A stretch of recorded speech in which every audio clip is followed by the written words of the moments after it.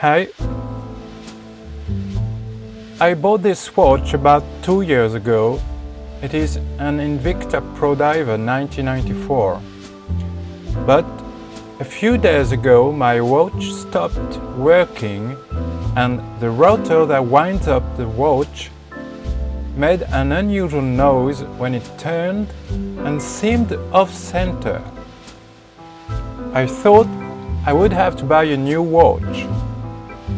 I finally tried to repair it, so I opened my watch and quickly I noticed that the screw that was in the center of the rotor, here,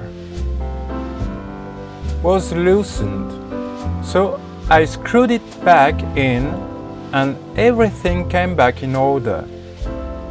The problem was therefore minimal and the solution easy to implement.